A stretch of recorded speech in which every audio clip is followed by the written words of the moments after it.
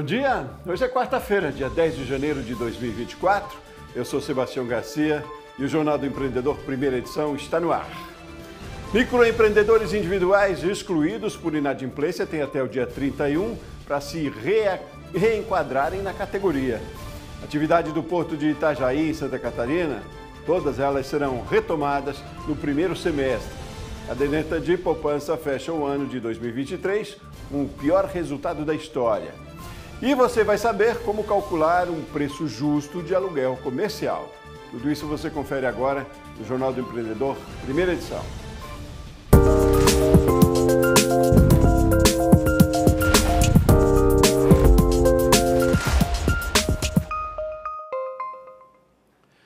As operações do Porto de Itajaí, em Santa Catarina, um dos principais do Brasil e da América Latina, foram tema de uma conversa entre o presidente da República, o ministro de Portos e Aeroportos e o presidente do Sebrae Nacional. O encontro foi no Palácio do Planalto. As atividades portuárias no Porto de Itajaí, em Santa Catarina, estão paradas há mais de um ano. Ainda no primeiro semestre deste ano, o transporte de carga no local deve voltar a funcionar a todo vapor. A volta da operação é motivada por uma concessão temporária que foi assinada pelo governo federal no final do ano passado. No dia 15 de dezembro, nós assinamos a licitação, depois de validado pela ANTAC, do processo ter sido feito por lá. De posse disso, a empresa ganhadora está cuidando de todo o processo da burocracia operacional. Eles têm até 6 meses para poder concluir todas as licenças ambientais, a questão de quem vai fazer de fato as operações do porto, e a gente está trabalhando nesse sentido para acelerar o quanto antes. E a gente espera que agora, pós-carnaval, a gente possa levar o presidente Lula, estar ao lado do nosso presidente Décio, para poder anunciar, já com um navio operando, se Deus quiser, o Porto de Itajaí estruturado para atender bem a população. O presidente do Sebrae Nacional, Décio Lima, elogiou o trabalho do governo na recuperação do Porto de Itajaí. De acordo com ele, o transporte de carga na região é muito importante para o comércio e a indústria do estado e também para o desenvolvimento econômico do país. O Porto de Itajaí, ele é o segundo porto de movimentação de carga de alto valor agregado. Não só para a cidade de Itajaí, não só para Santa Catarina, mas para a economia brasileira. Ele é estratégico, ele oferece uma logística sem igual, com uma sinergia construída ao longo da história pela cidade de Itajaí, pelo povo catarinense, que transformou ele num case de sucesso ao longo da sua existência. Durante a reunião também foi discutido o lançamento do edital de concessão do Porto de Itajaí pelo prazo de 25 anos. O processo de seleção da empresa que vai administrar o local durante todo esse período deve ocorrer ainda no primeiro semestre deste ano. Então a ideia é que também agora no primeiro semestre isso já vai para a rua. Isso significa dizer que o Vale do Itajaí e o Estado vai ter previsibilidade para os próximos 25, 30 anos e não ocorrer mais o que ocorreu, infelizmente, prejudicando a população.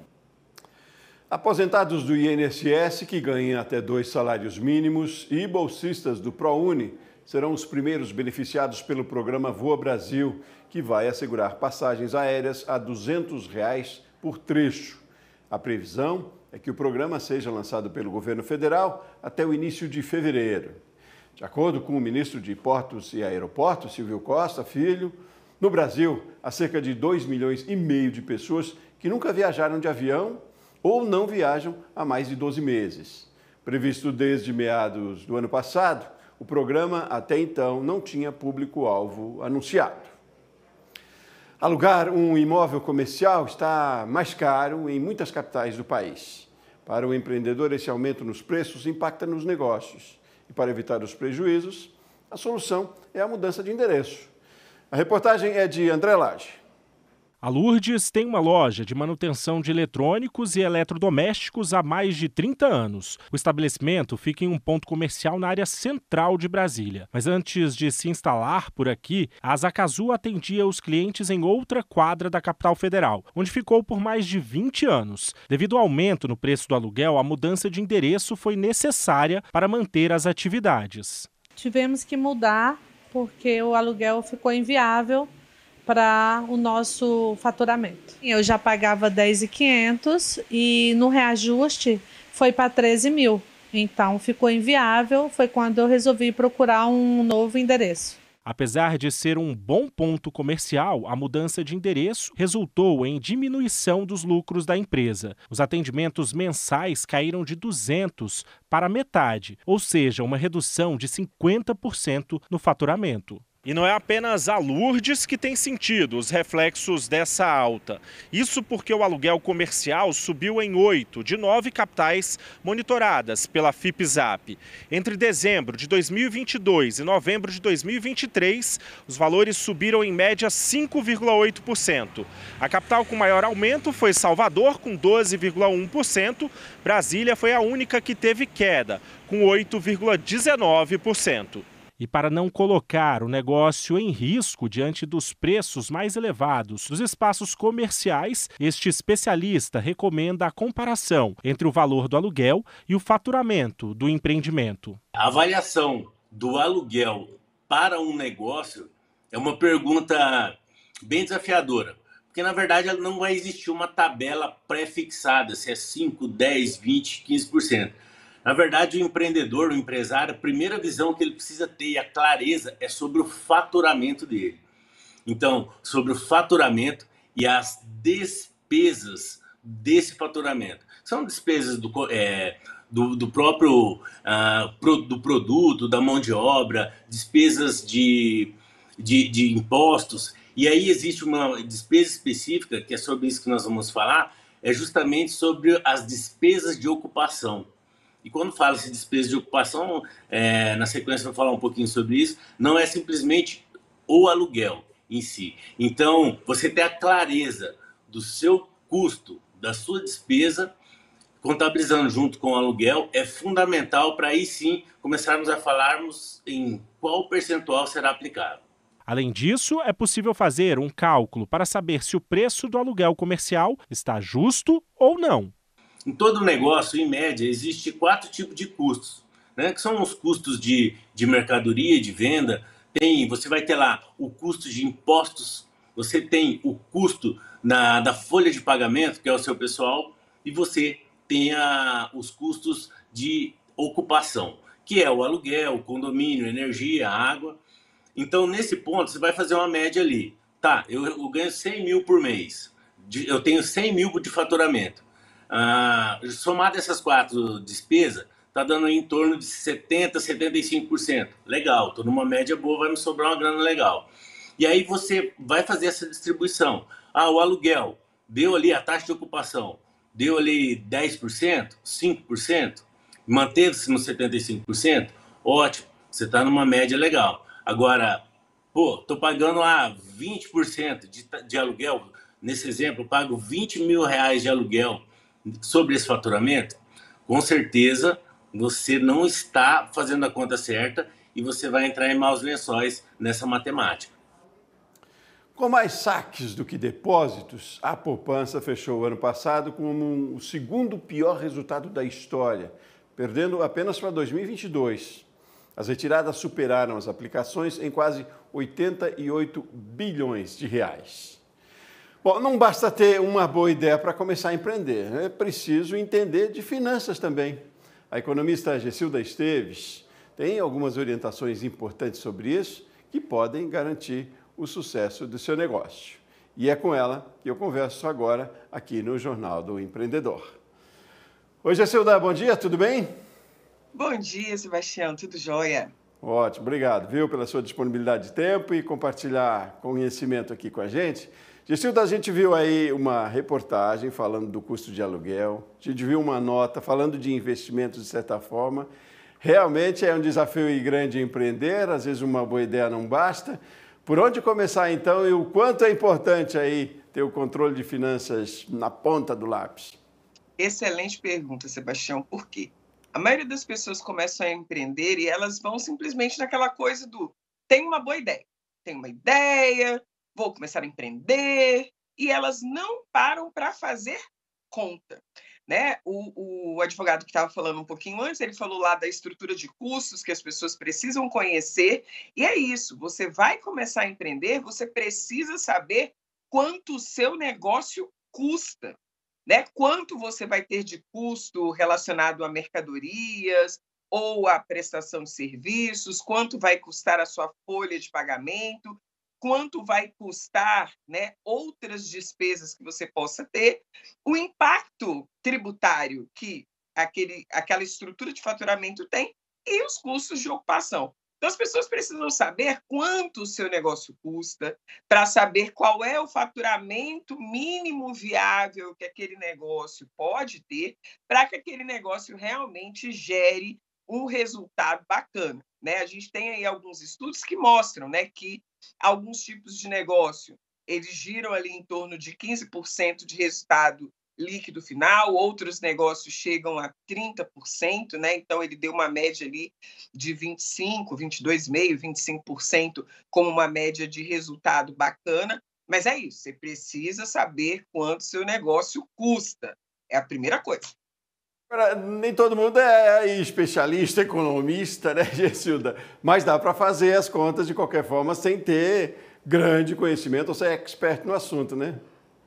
Com toda certeza, Sebastião, porque são contas simples. Por exemplo, você vai lá, se você trabalha, se você vai ter uma pessoa te auxiliando, qual é o custo da mão de obra, o salário que você paga, né, os encargos trabalhistas que você vai pagar, então você coloca lá no seu caderninho, na sua planilha. Quanto é o custo de ocupação? Quanto você está pagando de aluguel de imóvel, de condomínio, de outras despesas, por exemplo, relacionadas àquele imóvel? Ah, Gessildo, meu negócio é 100% digital, eu não tenho essas despesas. Lê do engano. Você vai ter despesas com internet, com telefone, vai ter despesas com energia elétrica, então coloca lá no caderninho. Ah, eu tenho despesas com mercadorias. Coloca lá no caderninho quanto que você está comprando de mercadoria e qual é a faixa de ganho que você quer ter sobre a venda daquela mercadoria. Ah, Gessilda, eu trabalho com serviço. O seu serviço é só você? Você vai lá e você faz? Você não tem nada de nenhuma coisa acrescentada àquele serviço, né? Então, você vai colocando lá no caderninho. Você somou tudo. Vamos supor que você somou tudo, deu ali que o seu gasto total com o seu negócio todo mês é 15 mil. Se o seu gasto total com aquele negócio todo mês é 15 mil, a pergunta que não quer calar é: quanto é que você espera ter de retirada? Vamos supor que você espera ter de retirada mais 5 mil. Ou seja, esse negócio não pode faturar menos que 25 mil por mês, senão você está em maus lençóis. É uma conta que você vai fazendo. Você vai se organizando. O problema é que as pessoas, quando elas abrem um negócio, elas não colocam essas informações na ponta do lápis. E aí elas acham que, vamos supor, eu coloquei lá que todos os meus gastos dão 15 mil reais. Eu estou faturando 20, eu posso pegar todos os 5 mil adicionais que eu estou faturando ali de lucro, né, que sobraram do meu faturamento, que foi um lucro para mim. Eu não posso. Né? Então, eu preciso entender que existe uma diferença entre faturamento. Faturamento é o que eu pretendo ganhar com a venda das mercadorias ou serviços. Né? Então, existe uma diferença entre faturamento. Gasto, quanto é que o meu negócio custa para existir? Retirada, quanto é que eu pretendo retirar para a minha subsistência daquele negócio? E quanto sobra ainda de lucro? Porque você falou aí de investimentos, e é uma coisa que as pessoas, quando empreendem, elas não fazem. Elas até investem como pessoa física, mas elas não investem no negócio. E aí não gera capital de giro, não gera fundo de reserva, não gera uma série de recursos que ela precisa para manter o negócio dela funcionando muito bem.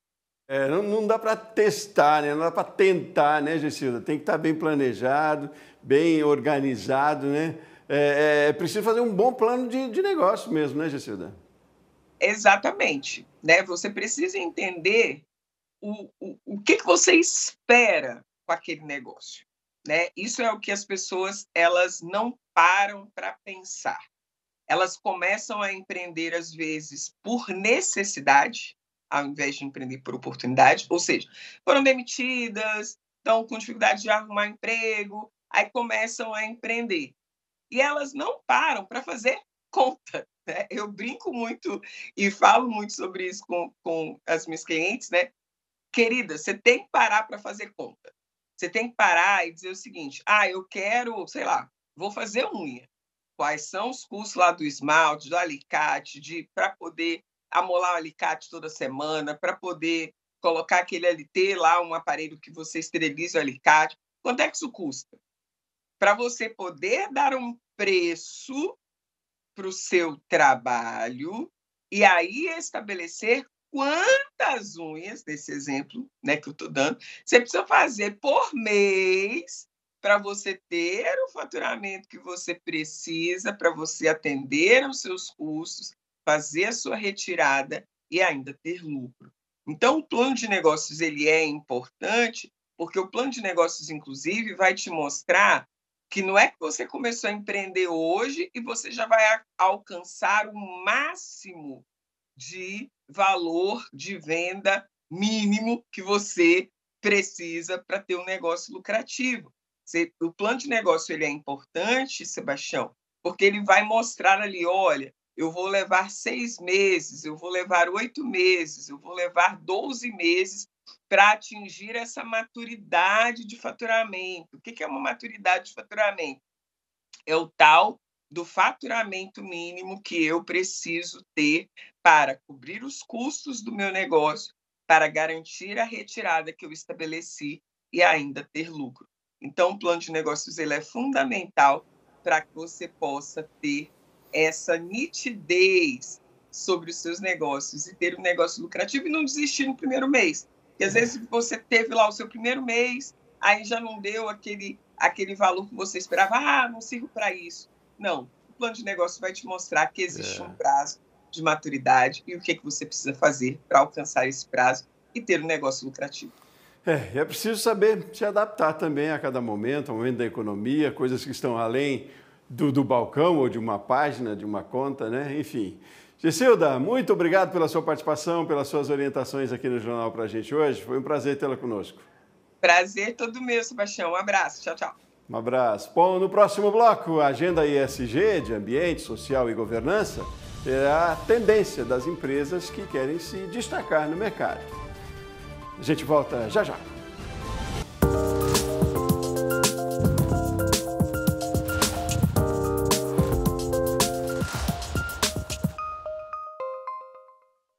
Sete horas e 49 minutos. Agora, pelo horário de Brasília, você está acompanhando conosco o Jornal do Empreendedor, primeira edição. Olha, o microempreendedor individual excluído deste regime no Sistema Nacional por Dívidas com o Fisco tem até o dia 31 de janeiro para se regularizar e voltar a ser MEI. Segundo a Receita Federal, 400 mil empresas estão com débitos somando 2,5 bilhões de reais. Esta é uma nova chance para aquelas que não regularizaram suas pendências dentro do prazo após notificação do governo no ano passado.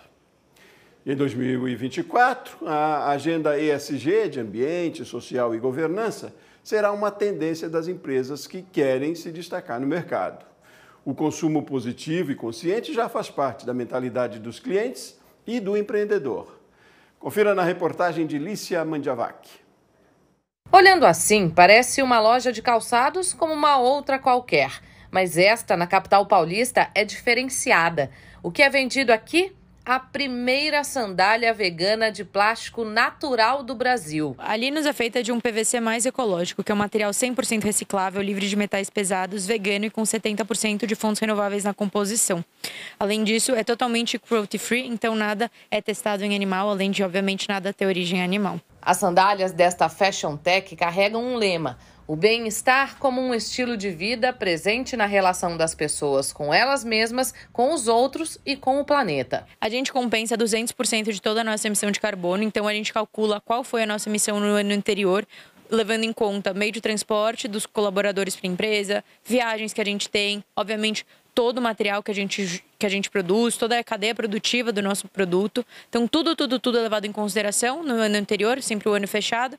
E aí a gente compensa por meio da manutenção de florestas em pé, equivalente, 200% da nossa emissão. Foi o tempo em que as empresas se preocupavam apenas com o lucro no final do ano. Uma pesquisa realizada pela Câmara Americana de Comércio, a Ancham Brasil, apontou que neste ano a agenda ESG, ambiental, social e governança, foi citada por 51% dos quase 700 empresários entrevistados. Isso mostra que ela será uma tendência neste ano. A Linus é um exemplo. Desde quando foi criada pela Isabela, a preocupação era crescer respeitando o meio ambiente. Durante a pandemia da Covid-19, a marca cresceu 700%.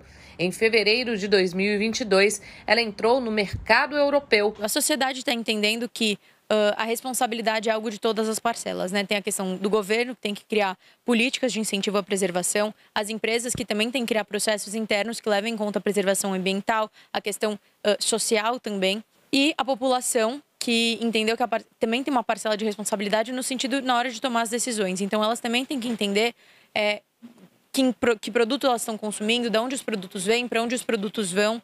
E dessa maneira todo mundo trabalha junto em prol de um futuro melhor, né? O acesso a práticas e conceitos socioambientais tem feito com que cada vez mais consumidores escolham comprar produtos de empresas que seguem a agenda ESG, criada em 2004. De lá para cá, ela faz referências às ações que as empresas e entidades implementam para conciliar o sucesso financeiro com a responsabilidade socioambiental. Resultado, cada vez mais produtos estão disponíveis nas prateleiras dos mercados. Esta outra empresa fabrica itens de higiene básica e produtos de limpeza com base em conceitos ESG. Tudo começou com 6 produtos à venda e agora já são 69. Este limpa-vidros, por exemplo, é feito com uma fórmula 99% natural. E tem mais. Esta escova de dentes não é feita de plástico, não. A haste dela é de bambu.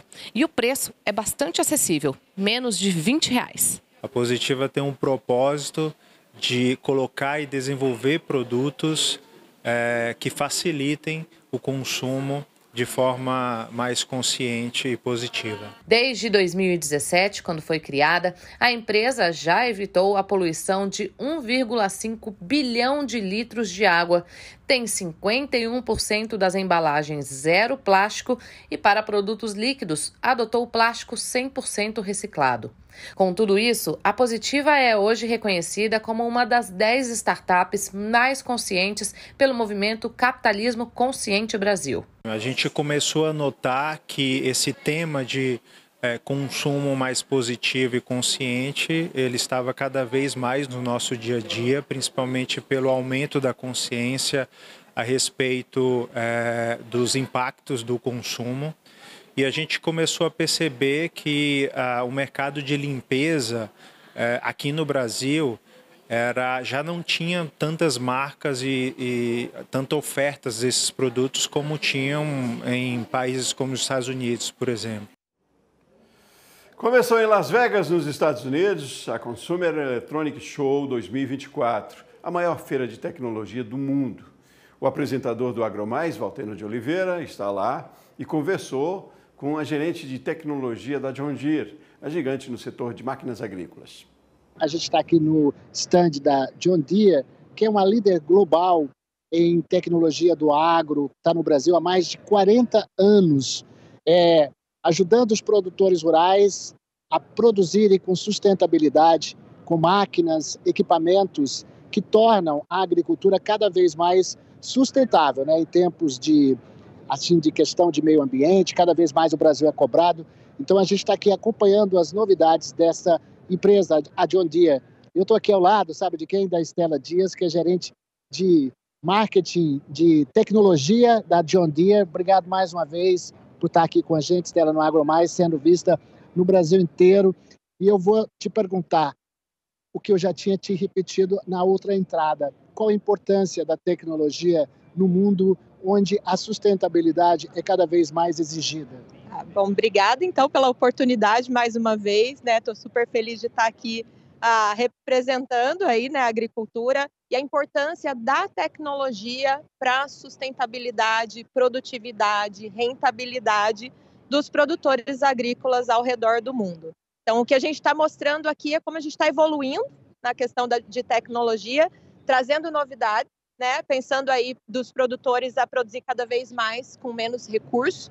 Então, estamos mostrando aqui o trator autônomo da John Deere, que já trouxe o ano passado. Esse ano a gente está aqui com uma demonstração ao vivo. Então, as pessoas podem ter essa experiência de olhar. Isso está acontecendo lá em Austin, no Texas, na fazenda de teste da John Deere. E aqui a gente pode controlar isso através do aplicativo, que é o John Deere Operation Center. Então, está sendo uma experiência incrível aqui para quem está participando da feira.